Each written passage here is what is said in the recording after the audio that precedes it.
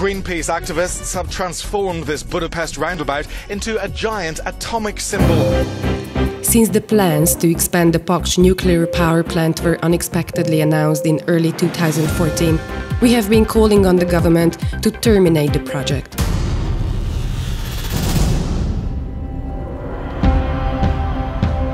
All year long, the investment has been shrouded in secrecy. This only meant, however, that we set to work with even greater zeal.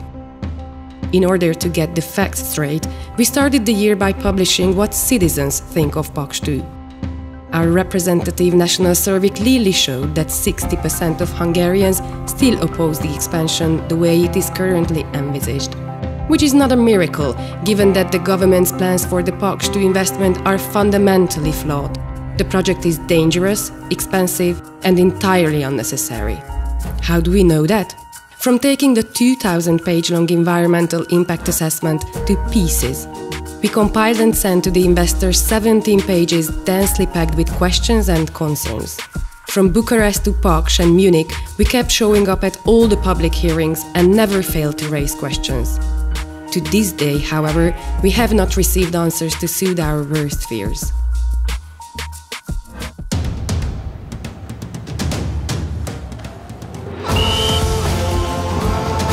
And we are not the only ones to be worried by the Paks 2 venture. In November, the European Commission launched 2 separate investigations concerning the planned investment. In fact, it was Greenpeace that had alerted the Commission about problems in 2014. Now we celebrated the decision with a friendly soccer match in front of the Hungarian parliament. We won't give up the fight. We called on the Hungarian government to immediately halt the Paks 2 project. We will leave no stone unturned to achieve this goal, so that Hungary can finally start out on the path toward the future based on clean and safe renewables. Our campaign against toxic chemicals involved facing tough challenges this year. By analyzing local water samples, we found that a toxic waste reservoir dangerously close to Hortobágy National Park was leaking.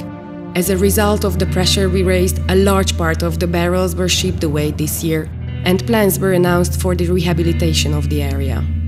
We managed to enter the premises of the former Budapest Chemical Works plant and shed light on several thousand tons of dangerous substances left to disintegrate with toxic sludge seeping into the ground at the heart of the capital over many years. The revelation was like dropping a bombshell, but the bulk of the work was yet to come. We had eggs from the area tested and dust sample analyzed. We informed the public, lobbied, protested and campaigned relentlessly until finally forcing the government to clean up the poison pit. Works to ship the barrels away started in May, and the minister in charge personally made a promise to the total and complete rehabilitation of the area. We will certainly make him stick to his word.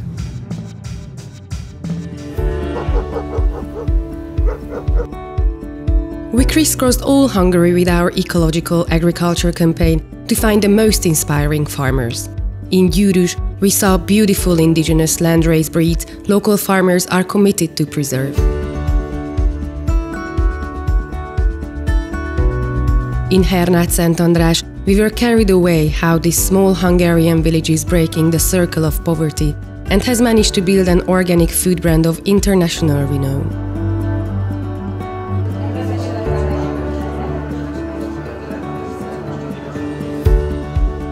Beyond production, we also support the consumption of nutritious organic food.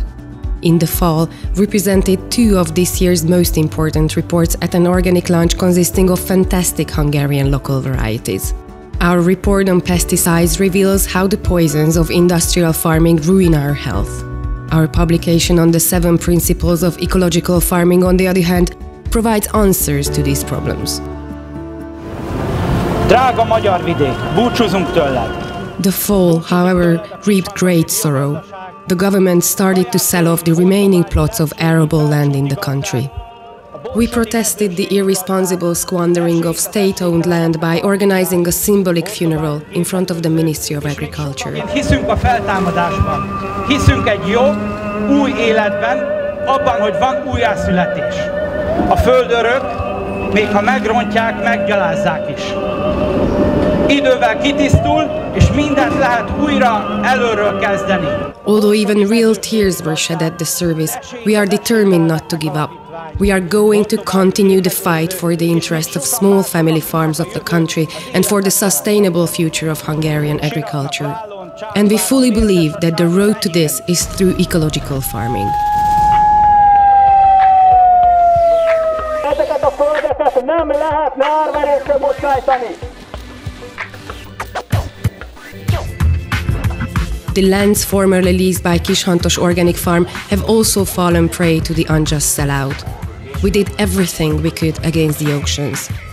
Though we were unable to prevent selling the plots, we managed to disrupt the event and make it plain for everyone to see that selling the land still contested at the court is illegal and selling the rest of the state-owned lands is unethical.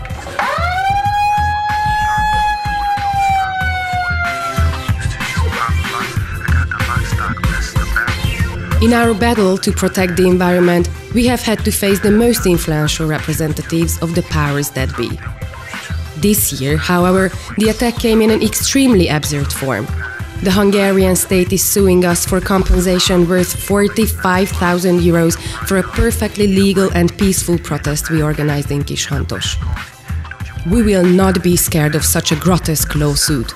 We declared the first day of the trial the day of courage and spelled out this message in front of the court building with letters shaped from organic wheat from Kishantos. And it turned out that we are not alone in our fight. More than 30 organizations and about 100 individuals joined us that day. We shouted together that you have to stand up, and it is worth standing up against injustice, corruption, and the measures designed to break our communities and organizations. Protesting is the fundamental right of all of us. Instead of weakening, protests make the community stronger. We believe that the force of creation and construction is stronger than the forces of destruction. And we hope that we can also give others strength and faith so they can sustain courage day by day.